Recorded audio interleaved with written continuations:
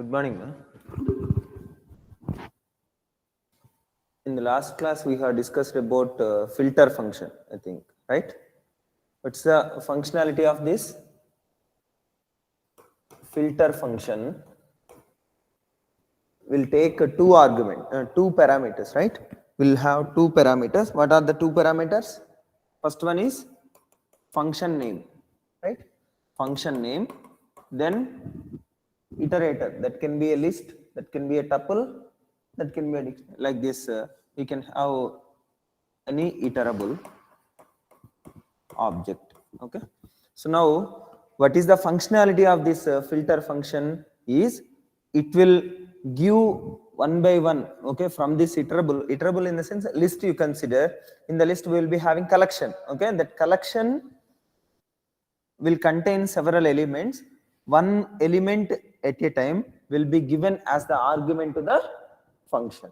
Okay, whenever this function returns true, that particular element it will keep in the resultant list, resultant collection. Let us say we have given list of elements like 1 2 3 4 5 like this, and this function definition will contain, it will take one parameter and it will check whether it is even or odd.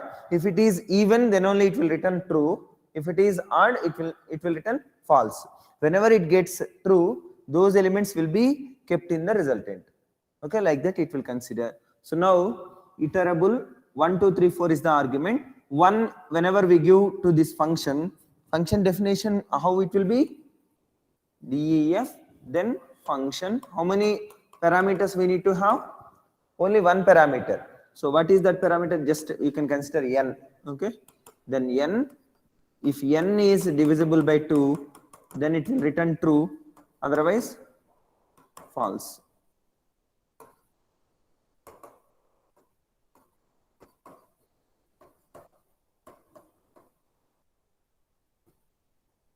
Okay, like this one function is defined with the name function itself. That function we are giving as the first argument, then second argument is the list. Okay, that is collection. Let us say this is L, and what it will prepare is another list called L. Let us say this is L1, then it will be L2. So what this L2 will contain is list of elements only. So list of elements, L1 will be the input. Which one returns true? So 1, whenever we give, it will return false. So it will not keep in the resultant. Next 2, it will return true, then 2 will be kept. Next 3, it returns false, so it will not keep. Next 4, it will return true, so it will keep in the list, resultant list. Next 5, it will return false, so it will not keep. So L2 will contain elements 2, 4. This is the functionality of filter. Okay. Yeah, online people, any doubts? Do you remember it? We have discussed in this in the last class. Yes? Please respond, ma. Yes, sir. Yeah, thank you. Next, similar to this, we are having another function called map function. Okay, another function we are saying. So we will be having parameter, what you call parenthesis. Afterwards, within this we can have optionally parameters. Okay, arguments means whatever we pass. Okay, in the definition what we have, those are called parameters. So map, and for the map also we will be having two parameters. Okay, same type of parameters. What were the parameters for filter? First one is function name. So function name will be the first parameter type. Next, second will be iterable, that is collection, some collection. Let us assume this one as the list. Okay, this is what you call syntax of this map in general. So what it will return is, again, suppose the list is given here, then list will be the output. Okay, if you give another thing like tuple, if you give tuple will be the output. Like that, collection will be the output. Now, what is the functionality of this map is, earlier filter we have used, right? Filter means what was the functionality?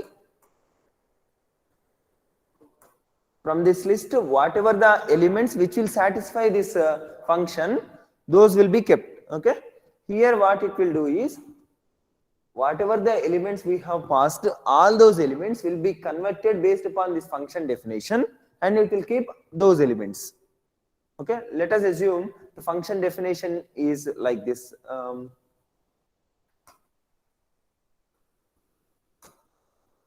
Yeah, function is defined like this. Define, then the function of, we will be taking one parameter. Okay, in the function definition, one parameter we will be taking, and what we will do is, we will find out, let us say n is the input, then we will find out 2n by 3. Okay, so 2n by 3 we will be calculating. So what we have to do? Return 2 into n by 3. Okay, by 3. This is simple definition. We are taking one argument. This is independently, you can understand. Just we are defining a function which takes one parameter, one argument we can pass. By taking that, it will calculate 2n by 3 and it will return. That's it. Now, what is the requirement is, we are having a list. Let us say L1 is equal to, we are having a list like 15, 10, 20, 30, 25, like this we are having a list. Okay, we wanted to obtain L2 in such a way that L2 should contain what? 2n by 3. So 15, 2 into 15 by 3, 10. Next, 2 into 10 by 3, 20 by 3, 6. Floor division we are performing. Next, 20. Next, 2 into 25, 50 by 3, 16. Okay, so this should be the output. So in general, what we can do is, we can call this particular function like function of L1 of I, isn't it? L1 of I. What is I? I value should vary from 0 to length of the string, length of the list, length of L1, right? Like this we can repeat, we can put it in a loop and we can call that function. Okay, instead of doing this, we are having a shortcut that is called map. Okay, what map will do is, just we will be passing this particular one, map of, what is the function that we wanted to call? This particular function. So map of function, that is function name we have to give, comma, what is the arguments we have to get from L1. So L1 directly we can specify. Then what it will return? Another list. So you can store it in L2. Now if you print L2, we will be getting this. Okay, so here we are not passing element by element explicitly, but internally the functionality of map itself will ensure that one element we will be getting and we will be passing to function. Okay, every time one element will be passed here and it will get one what you call calculated value. That value will be kept in the new list. Again another value will be appended to the new list. Like this it will be repeated, then we could able to modify the list. Okay, so basically we have filter, another one is map. These two are functions only. Okay, these two are functions. When we will use filter, is one more time, when we can return, when we can use filter, the functionality of filter is fine. Yeah, filter means whenever the function returns true, those values will be kept. Okay, remaining will be eliminated. Yeah, when we can use filter. Yeah, any answers from online?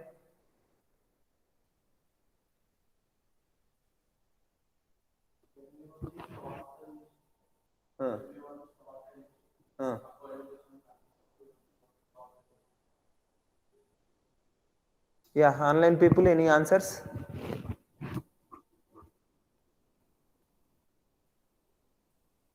Yeah. Uh,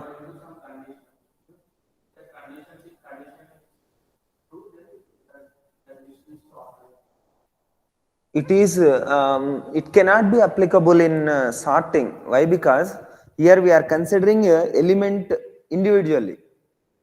So independently, some operation we have to perform on every element, then we can use this filter or map function. But collectively, like two elements we have to compare. Sorting means we have to compare, right? Two elements at a time we cannot consider by using these two functions. Only one function we can, yeah.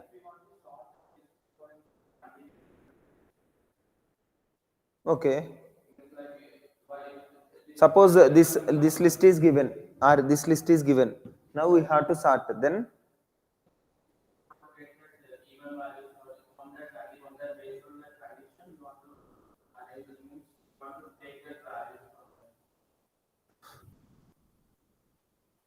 like filtering, the name itself indicating filtering the, yeah, filtering the collection of elements based upon some condition.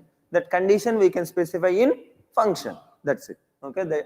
Then we can use filter function. Next, map function means whenever we wanted to modify each and every element, then we can use map function.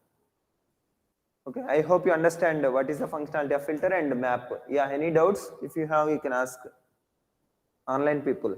Yes. Any doubts? Yes. Please respond, ma.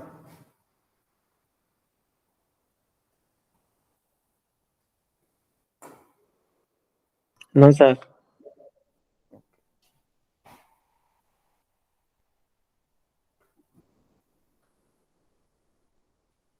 Yeah.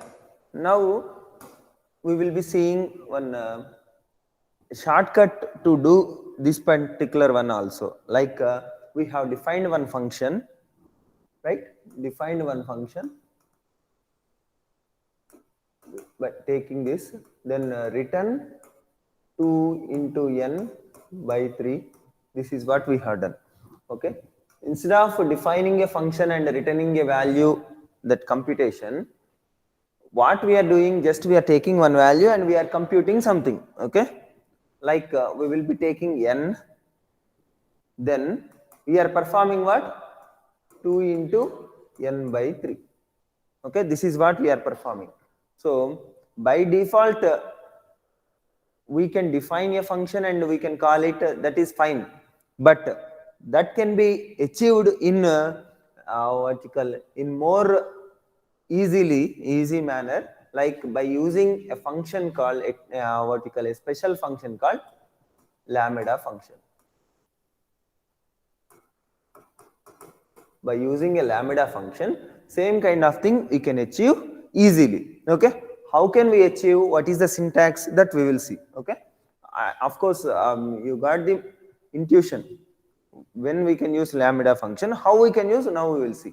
It is like to indicate it as the lambda function, we need to use the keyword called lambda. Okay. Lambda. Then we will be having like this, what we call this, n. Yeah, n is the parameter. So parameter, okay, parameter, then followed by colon. Then what we can say, this one, 2 into n by 3, expression. Very good. This is an expression. Okay. So whatever the expression which will be, which we wanted to return from this function, that we can specify. So this is the syntax of the lambda function. Lambda is called function, but unlike regular function definitions, we will be writing in single line in general. Okay. We can have 2-3 lines also, but in general, we will be having, for small functions only, small expressions, we will be using lambda function. What is the advantage is, we need not define a specific function. That is one thing. Another thing is,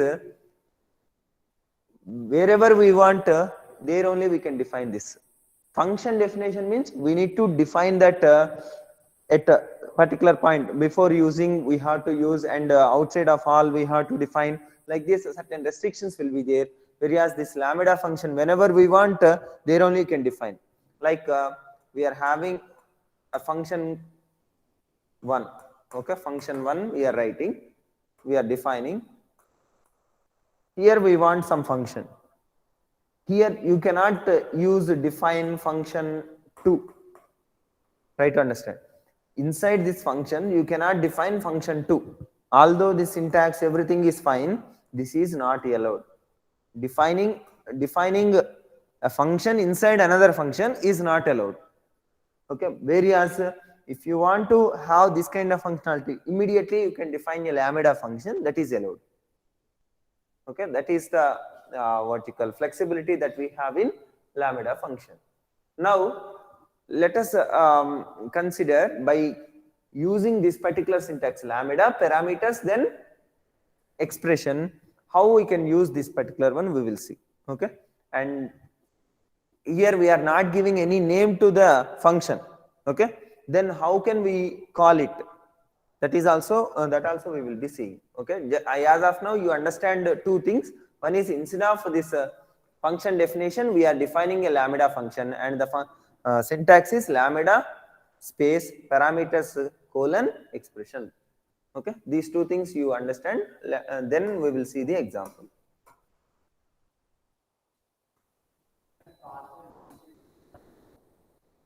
Yeah, you can pass. So now let us consider small example. Like we have defined lambda, let us say n is the parameter. So, and we are having n into n. What does it mean? It will take n as the argument, it will return square. Okay, so let us consider, for this you have assigned the name called s. So you take a number as the input, integer of input of number as the input. Afterwards, just you call s of 5. Without seeing this particular line, just you observe number we are taking. Sorry, this is not 5, this is number. S of number. Without considering this line, what you can see, number we are taking as the input, then print s of number. So we are making a function call. What is the function name? Yes. What is the argument? Number. So number we are passing. So s will act as the function which we have defined in single line. Okay, that is the basic functionality you can understand. Same square function we have defined earlier. What it will take one value and it will return the n into n. Similarly here also same functionality we can achieve. Okay, yeah, that yes you can use anytime. Okay, like it is like a normal function. Okay, so this is the basic functionality of lambda function.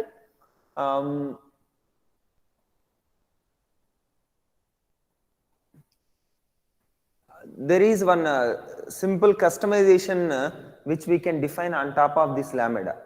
Okay, I hope with this you have understood what is the flexibility that we achieve. Okay, even in more vertical, in more ways we could able to explore this lambda function. We will see some of those, like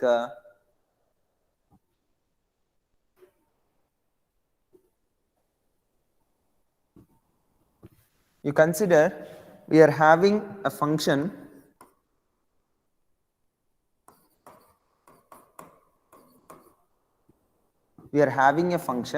which will take one argument. Okay, one parameter is having. So we are defining this function. Now inside this we will be defining a lambda. Okay, we will be defining a lambda function.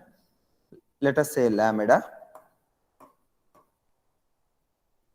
Then it will take one parameter, that is a. Okay, and this particular one, what it will do is expression, right? This expression is like a into n. Okay, this function you know already. Then this lambda function, you know, here we are having one parameter here, another parameter here, we are multiplying those two parameters. Okay. Now from this function, we wanted to return this a into n. So we will be returning this value, simple lambda function. So define function of n, return lambda a colon a into n. So whenever we pass some 10 value, okay, 10 here. So what it is expecting to do, it has to multiply with a into 10, then it will return that. Okay, what is the value of a? The value that we have to pass to the lambda. So let us see how it can be done. So now we have defined a function called just a function. Okay. Now let us consider d. Okay. D is equal to, we will be calling this function. Okay. We will be calling this function by using argument 2. So d is equal to function of 2. So just you assume what will be the operation of function. It will be taking d is equal to function of 2 means 2 will be substituted, then lambda, that value will be returned. So what it will return this entire thing, isn't it? This entire thing will be returned. So d is equal to, now you tell, lambda a colon a into 2. Okay, so d contains this kind of definition, isn't it? Now how can we use d? Now print d of some number, let us say 5. Then it will call this lambda function. So 5 into 2, then 10 will be printed. Okay, so that print d of 5. That 5 you can take from the user also, like input. So this is an example. Now what you can understand from this is inside function. One point is inside function we can have lambda function as we have discussed, and this lambda function definition we are returning. So that definition will be like this. Okay, this we are what you call assigning to d. That means d will act as the lambda function now. What is the definition of that lambda function that exists here? Next, now we are calling this lambda function by passing the argument. Okay, so this is one of the applications of lambda. Okay, and same thing you can extend it for other things as well. Like you consider d is equal to function of 2. That means it is doubling the given number. Okay, suppose you wanted to make it triple. Okay, then how we can write? T is equal to function of 3. Function of 3 means it will return lambda function with this kind of definition, lambda a colon a into 3. So a into 3 means it will be returning triple of the given number. So how can we use that? Print t of t of any argument, t of 5. So it will return 15.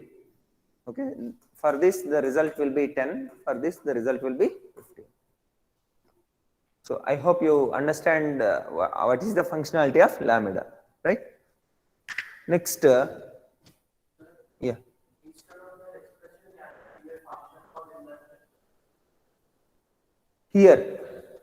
Here function definition also we can give, but that should return some value. Finally, what is meant by an expression? How we have defined an expression which can be reducible to a single value, right? So if it is such kind of thing, then we can. Yes, you can.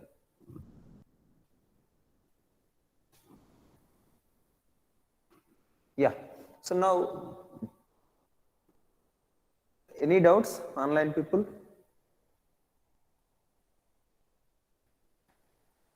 Yes, respond, ma. No, sir. Okay. Did you understand? Yes, sir. Okay.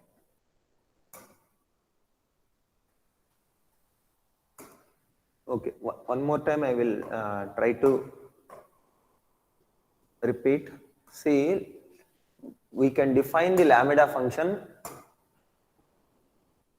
We can define the normal function by using this. Okay, def function of n. N is the parameter. Then we are returning 2 into n by 3. Okay, some calculation we are doing and we are returning. Okay, instead of that, we can define a single line function without any name. Okay, without any name. That's why it is called as anonymous function. Okay, anonymous function. Without having any name, we are defining this. So lambda, what is the syntax? Lambda parameter colon expression. So how many parameters we can pass? It is up to us. Okay, we can pass 2 parameters, 1 parameter, 3 parameters like this. Okay, what kind of parameter? It depends. Like functions also, this parameter can be an integer variable. A parameter can be a string variable. Parameter can be a list. Okay, like that. Here also this parameter is of any type.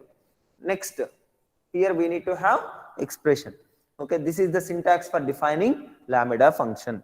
After defining this lambda function, how we can use it?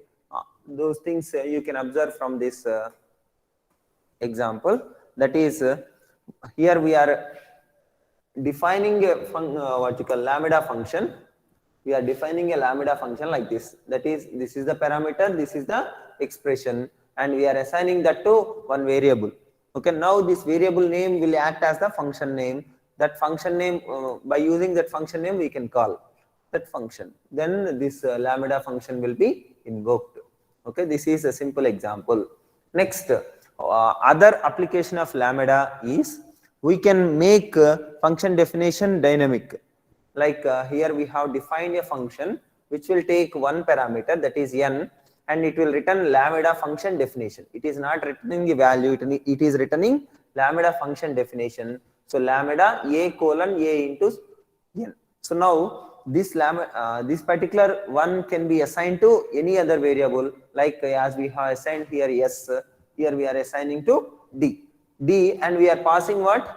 2. So in place of n, 2 will be placed. So it will be like this. D is equal to lambda a colon a into 2. So now whenever we try to call this d of 5, so what does it mean? We are providing the value to the lambda function. So that will be calculated, that expression will be evaluated, and that result will be given. Okay, this is the operation. Next, we can alter the definition by passing another argument, that is t is equal to function of 3, then t is equal to function of 3, print of t of 5. So here we are passing another argument to this lambda function, then we could able to get the result by performing different operation. Okay, this is the functionality of lambda function. Yeah, now let us consider one or two problems related to this, then we can go to the other one. Like I think in the last class, by using function filter function, we did one thing. What is it? Given a list, let us say L1, even or odd. Yeah, given a list 1, 2, 3, 4, 5, like this, some list is given.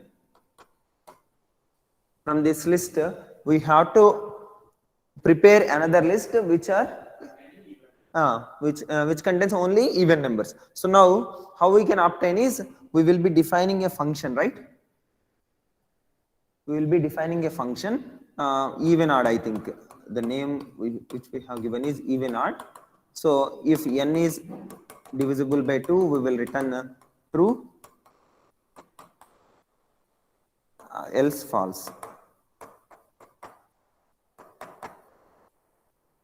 Okay, this was the definition. Now by making use of a filter function, directly we can get L2 by calling filter of even odd, that is function name. Then what is the arguments that we have to pass? L1. So L1 we will pass. Okay, this we have used. Then we can print L2 directly. then we will get to 2, 4, 6, 8, 10. That's it. Okay, this can be optimized by making use of lambda function. How we can optimize it is like what is the functionality of filter? What is the functionality of filter? It will call for every element of L1, it will call even odd and it will expect true or false. If it is true, then it will keep that element, otherwise it will eliminate that. Okay. So this even odd function we need to define in such a way that it has to return true or false. Okay. When it has to return true, whenever it is divisible by 2. Okay. Now instead of defining separate function even odd, let us try to define lambda function. So how can we define? Like L1 will be same 1, 2, 3, 4, so on 10. Then L2 we will be obtaining by calling filter. Okay, but here we are not calling that function. We will be defining function here itself. Okay, what it will give? How we can define a function? Lambda. Then let us say n. What it has to return? This is the parameter. Whenever it takes parameter, it has to evaluate an expression. What is the expression? N mod 2 is the expression, but what it will expect to filter function will return true or false. So n mod 2 is not true or false. N mod 2 is a value. So what it has to do? If condition, those things we cannot keep it here, right? So what we can do is directly we can specify the expression like this. N mod 2 equal to 0. What does it mean? N mod 2 will be calculated. Whether it is equal to 0 or not, it will see. If it is equal, then it will be substituted with the value true. If it is not equal, it will be substituted with the value false. That is what the requirement of filter. So, comma, what we have to pass? L1. That's it. So one value, one element at a time will be given to this function. Then that will be evaluated against this expression, and it will it will give either true or false. So now, if you try to print L2, that's it. Okay, is this clear? Okay, let me ask one question. Suppose in that particular thing, if I call filter like this, filter of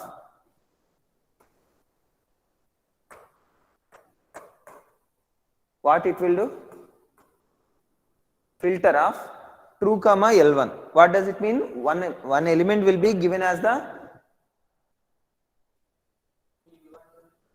then it will evaluate this. Actually, this will by using this function. So now what it will do? We instead of giving that function definition, we have provided the value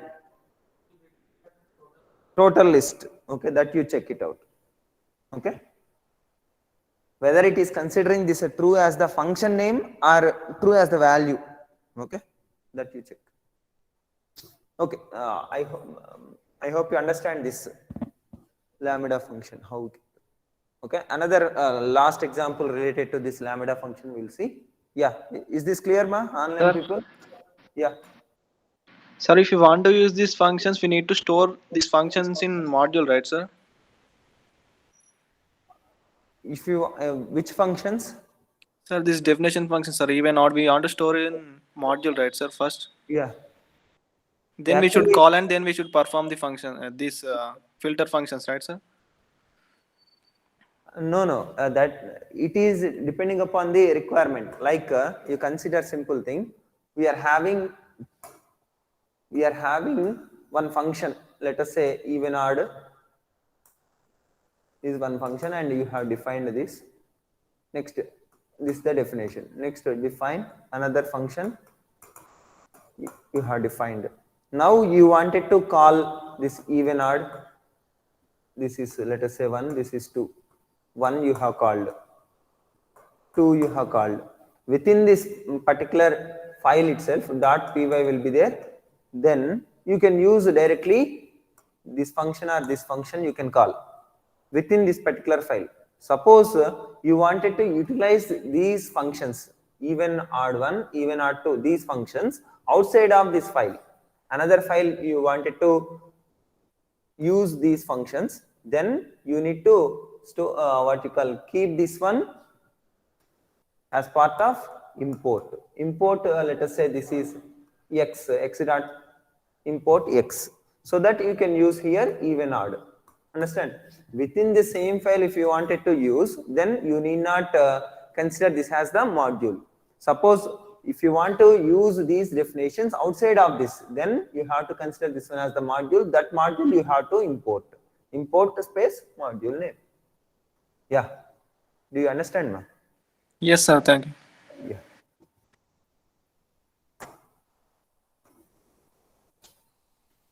Okay.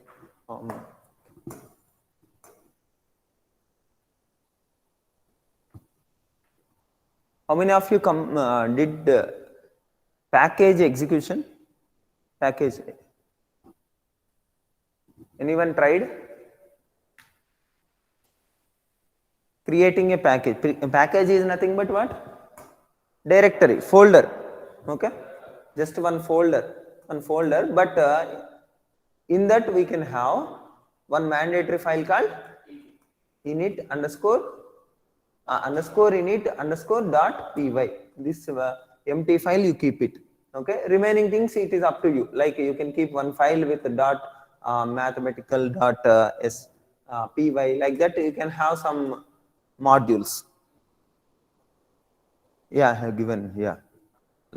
Last 5 questions I have given out of those 15. Yeah.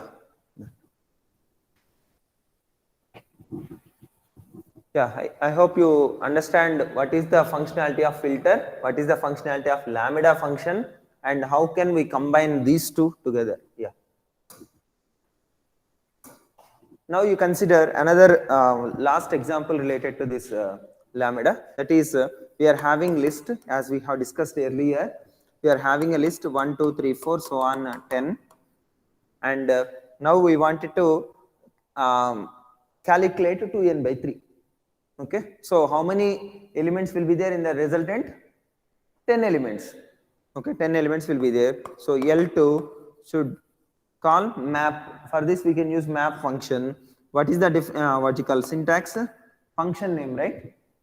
Function name we have to provide as the argument, then L1, then it will return. So what is this function definition? Just define function, one parameter we will be taking, then return 2n by 3. Instead of that, what we can say?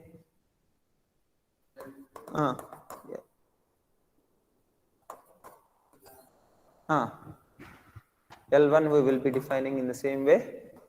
Next, L2 is equal to map of lambda. Now instead of calling this function, defining that function separately, we will be defining. Why? Because it is very small expression. Okay, just one expression we are doing. What you call, instead of defining a function, having a parameter, calculating this and returning this entire functionality, we could able to achieve with a single line, that is lambda. Then n we will be taking what we have to return, 2 into n by 3. Okay, from where we have to get the values? From L1. Okay, then we can print L2. Okay, so this entire thing, this function we have to define in order to use like this. But here we have defined here itself the functionality. So easily we could able to manipulate the list. Understand? Yeah. Online people. Yes? Yes, sir. Yeah.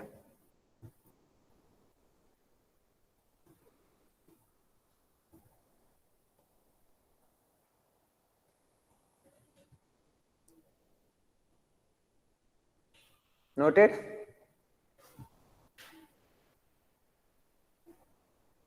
Yes, sir. Noted. Yeah.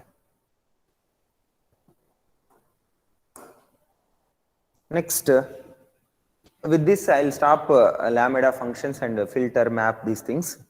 Now let us consider one scenario, like we are having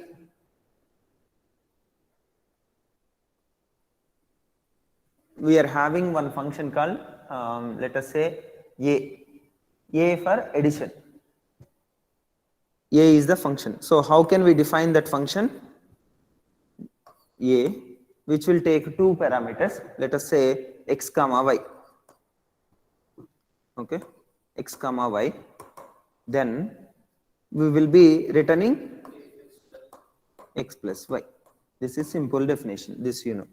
Similarly, let us define another function called subtract. Okay, yes, x comma y. Then return x minus y. Similarly, you define another function called multiplication, which will take two arguments and returns x into y. Okay, like this we are having three functions a, s, m. Okay, fine. Now let us consider we are having x, we will be taking from the user input, x is equal to integer of input. Next, y is equal to integer of input. So we have taken two inputs.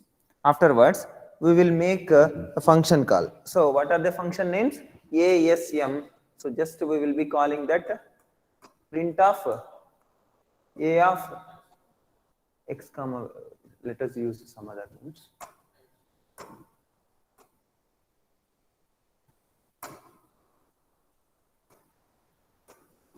M is colliding.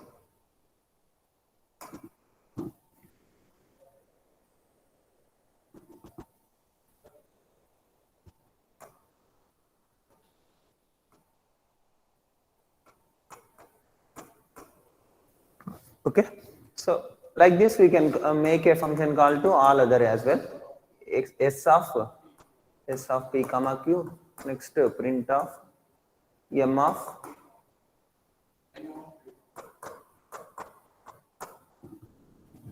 okay, this functionality you know, everything you know from this. Now let us consider we are having the requirement that for one particular portion, p comma q values we will be giving. For another set p comma q we will be giving. For another set p comma q will be giving. Okay, let us assume this is set 1, this is set 2, this is set 3. Okay, now whenever I wanted to perform addition on set 1, then these two values needs to be taken. Let us consider 1 comma 2, this is 5 comma 7, 9, 13. Like this we are having certain values. Now whenever I wanted to perform multiplication on set 1, then I will be giving set 1 multiplication, set 2 subtraction. So set 2 subtraction I will be calling, set 3 addition. Like this I will be providing the set name instead of arguments directly.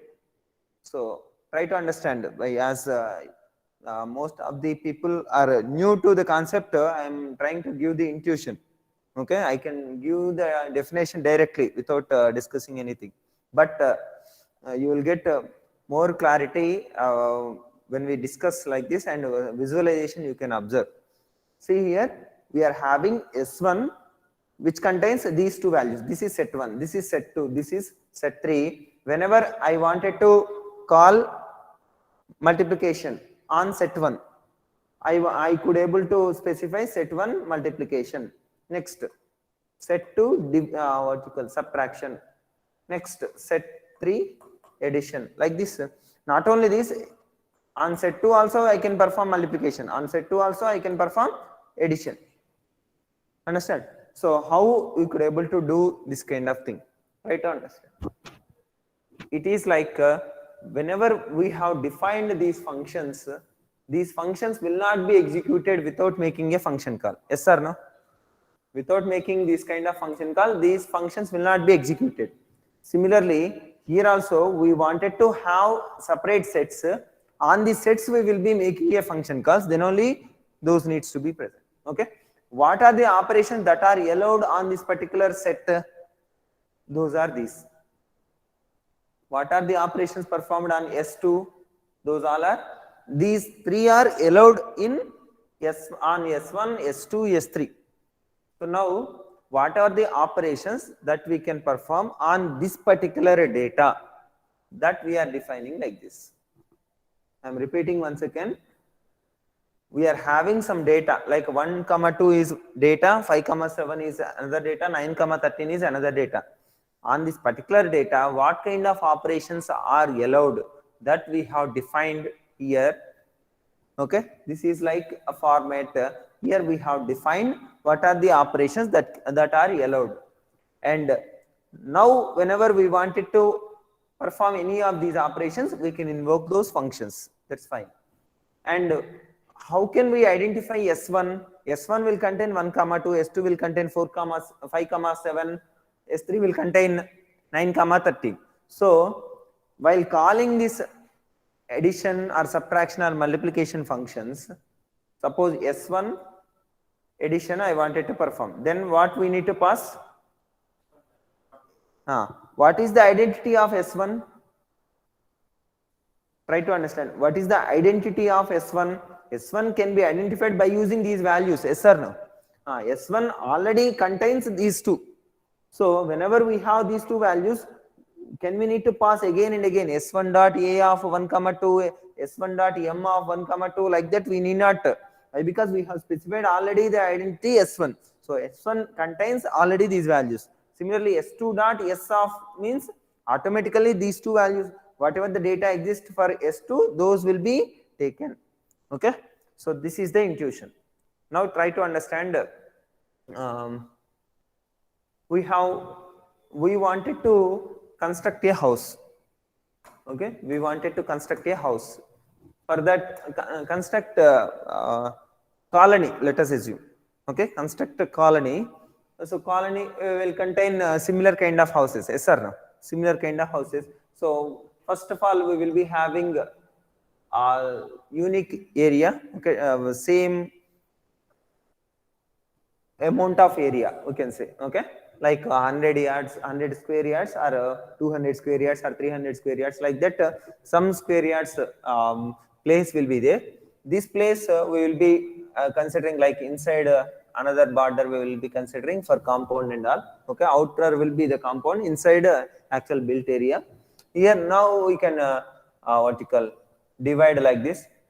Let us consider this as L-shaped hall. Here we will be having some partition like this. This is the plan. Okay. Now this is a plan, yes or no? This is a plan, but is this plan? Suppose if you have this particular plan in a paper, can you able to go to let us say hall of someone? You cannot, right?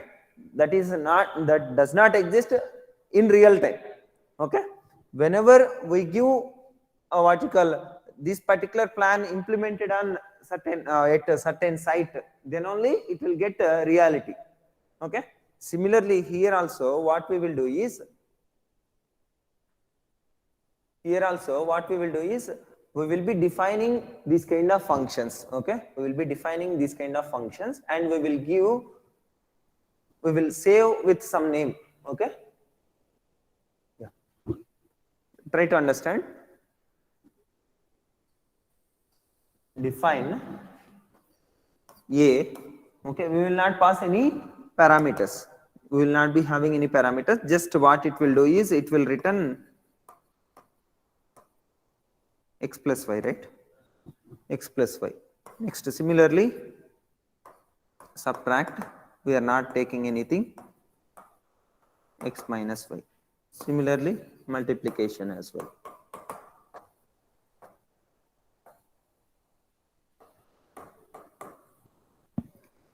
Okay, these functions we had. For these functions, we are giving some name. Let us say, okay, calci. Okay, this is the name we are providing. For this particular calc, what values we will be having?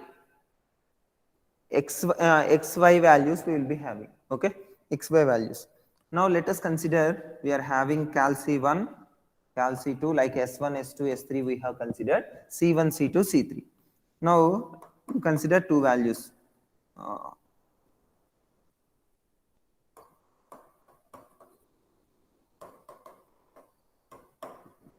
Okay, like this C1, C2, C3. So without having these values, this calc is of no use. Okay, although it is having all the function definitions, without having these, it does not exist in real time. Okay, so now similar to that, whenever we create this particular one, then only memory will be allocated, then only real world we can give the reality to it. Okay, similar to this building plan. This is a plan. For this plan, if you construct at one particular site, then only it will get reality. Similarly here also, whenever we provide these values, then only memory will be allocated. Into that memory, these values will be stored. So this particular structure we can call as a class.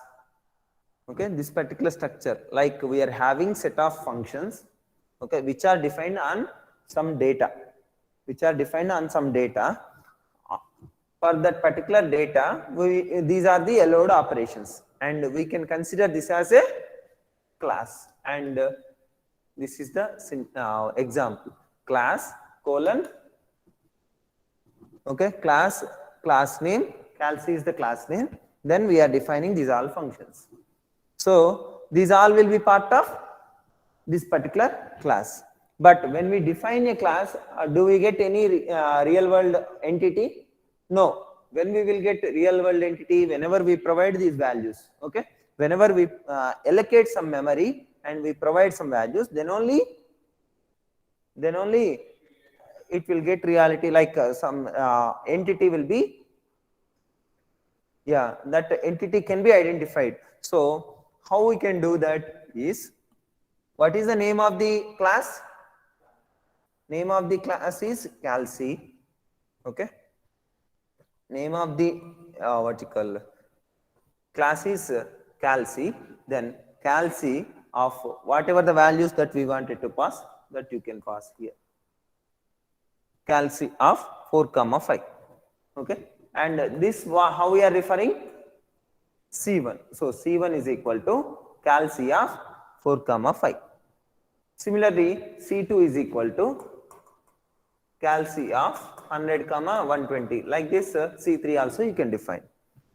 Next, as we have discussed earlier, S1 dot M, S1 dot S, S1 dot A. Similarly here, we can use directly C1 dot function name we can call. Yes, C1 dot A. You can print it. Okay, print C1 dot M, C1 dot S, like this. Are we passing any arguments here? If you want, we can pass some additional parameter argument. If you wanted to pass, you can pass. Such kind of function may also exist. But whatever the data available in this particular object, for this particular object, that data we need not pass. Okay, but how these values? Now the question is, we are passing here, but 4 has to be considered as X, 5 has to be considered as Y. Who will do that? That has to be done, right? Inside the class, we are making use of X and Y directly. Of course, we are passing 4 and 5. What is 4? 4 is for X or Y, 5 is for X or Y. That is not known. Why? Because this expression can be Y plus X also. This expression can be minus Y plus X. That is also fine, right? So how can it considers? It could not decide directly. For that, we are having a small function kind of thing called constructor. Okay, I am repeating once again. We have defined a class. What class will contain? Class will contain collection of functions. Okay, as of now you understand like this. Of course, there is some formal definition for it. Let us try to understand the concept, then we will go for a definition. Yeah, class is nothing but some collection of functions which can be performed on some set of values or set some data. On some data we can perform certain operations. So these all operations combined together, collected together, and we can call this one as the class. We can define this one as the class. Whenever we define a class, then it will not occupy any memory. Okay, it will not create any memory. But when we create something like this, then only memory will be created. Then by using this particular one, we could able to call these functions. Okay, now this is class, and whatever c1, c2, c3 which we have defined by calling like this is called c1, c2, c3. These kind of things we call it as objects. Why we are calling this one as objects is, whenever we create this kind of thing, then only reality will come, right? Real world entity or object. That's why these are called objects. Whenever a plan is given, this is like class. Okay, on this for this particular plan, this is the area where we will be constructing, and if you construct really, then actual that space will be occupied. Then one object will be created. Object is nothing but the house in this example. Here in this, we are having the object called C1, C2, C3, where we are having these values correspondingly. So by using this particular object, we can make a function call. So C1.a, C1.s, C2.a, C2.s, C2.m, C3.m, C3.a, like this, we can make use of these objects to invoke those functions. Okay. So what is meant by class? Class is a collection of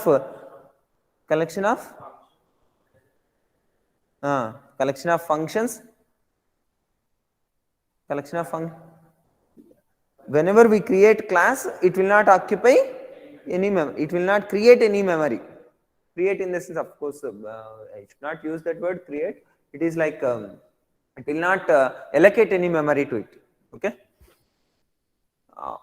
Whenever we wanted to allocate memory, we need to create object. Okay. For creating an object, there is a syntax called, now you say the syntax, object name. C1 is nothing but object name, isn't it? Object name equal to class name. Class name, then here the data. Okay, whatever the values. So like this we can create objects. Next, although it seems to be like a function, but it is not a function, it is a class. So the function which seems to be like which is having the class name as the name, that we call it as constructor. What is meant by constructor? The function which is having the same name as class name, that we call it as constructor. So what is the use of constructor? Constructor is to initialize the values inside the variables, we can say. Yeah. So now what how we can initialize, how we can specify first value is for x, second value is for y, that we will see now. Try to understand. I will repeat it again after discussing that constructor part.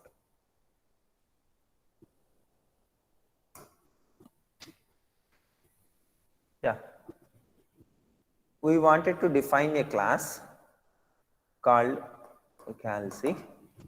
Okay, this is the class definition. Inside this class, we need to have some provision to initialize the values. Like first one is for x, second one is for y, such kind of thing. For that, we are having a special type of function called underscore init underscore. This is a function. This is a function. Underscore init underscore parenthesis. Okay, this is a function. Inside this function, what we will have is, what is the first value that we are passing? Like here we are passing 4 comma 5, calcia 4 comma 5. So those two values we have to keep as first one as x, second one as y. So let us so those values will be passed to this init, isn't it? By default those values will be passed to this init function. So in this particular one we will be having two parameters, let us say x comma y. We are defining this function by taking two parameters x comma y. First value we wanted to consider as x only. So what we will do is, let us consider this one as x1 comma y1. So first value we wanted to consider as x. That's why this x1 value we will be assigning to x.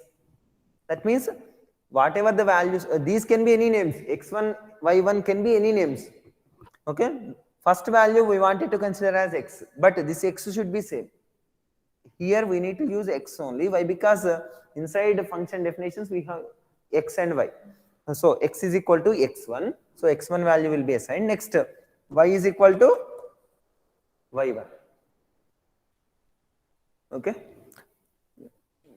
Like this we can initialize. Afterwards we can have normal definitions, like only one definition I am giving, addition. So return x plus y. Now let us consider how can we create object for it. How can we create object?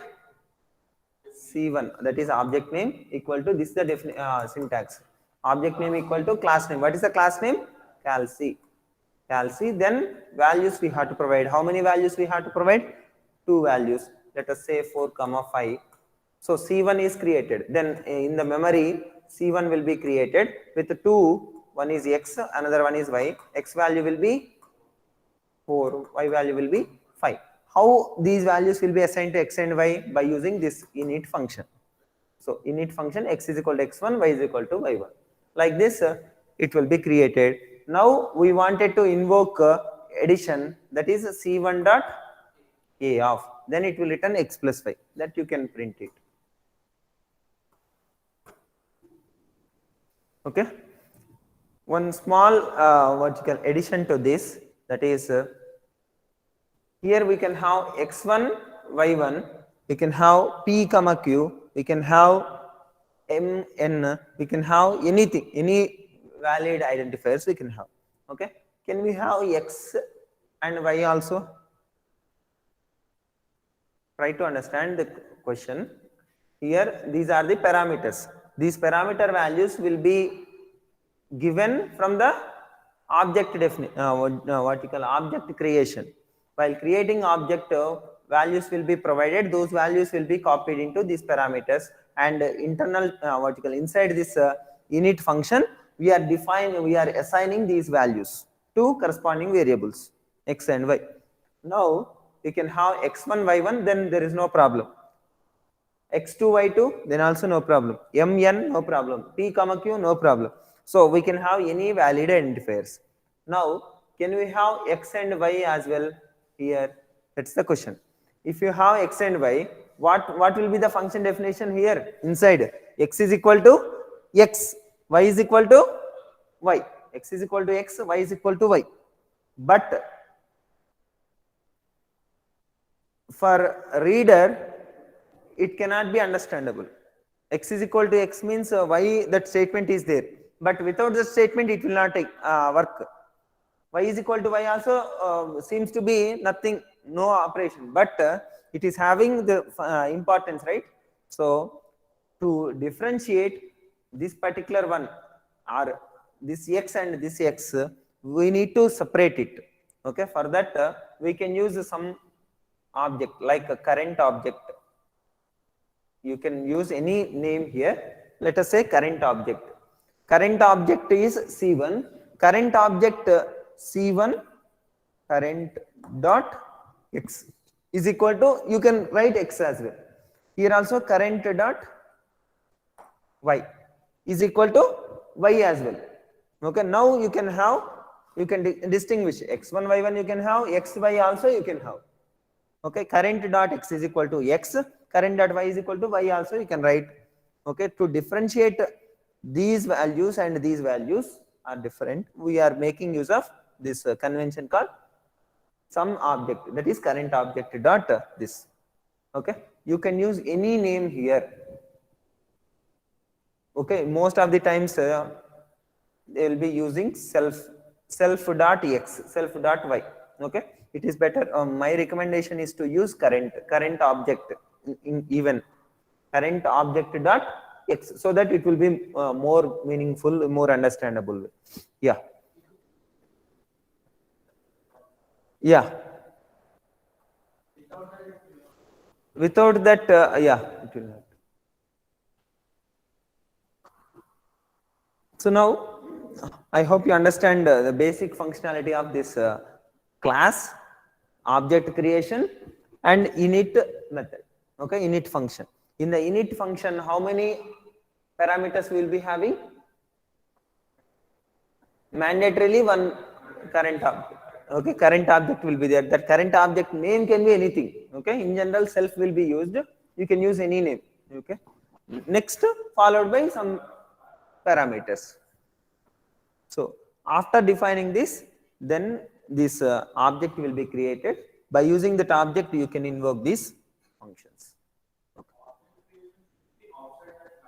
Yeah, outside of the class. After defining this entire class, we need to create um, like function call. You can say like just you consider building plan. After entire plan inside plan, we will not be having any real world entity. After completing the plan, then we will have real world entity. Yeah. So like that. This is the basic introduction about classes, and what is meant by object. Object is nothing but real world entity, where we will be having some we could able to perform certain operations on that particular data. Okay, in general data.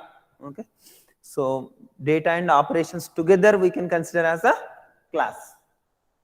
Class alone will not contain any memory, will not occupy any memory, or will not allocate any memory. Whenever we create object, then only memory will be allocated. By using that object, we can invoke class functions. Okay, by using the object dot function name. Okay, like that we can invoke. So this is about classes and objects, and here we have used this one, right? What you call this one? This one. This is a function kind of thing only, right? Function which is having the name same as class name, that we call it as constructor. Okay.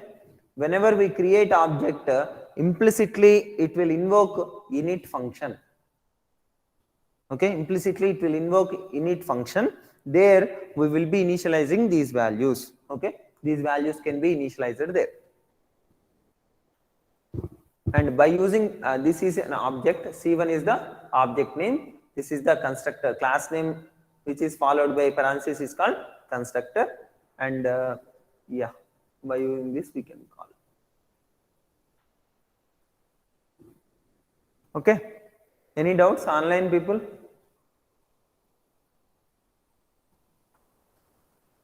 No, sir. Okay.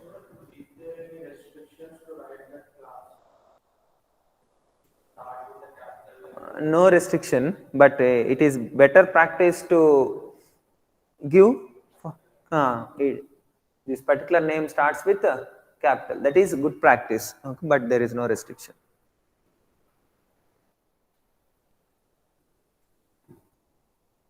Yeah. Next. Okay, let us stop because the less length is there.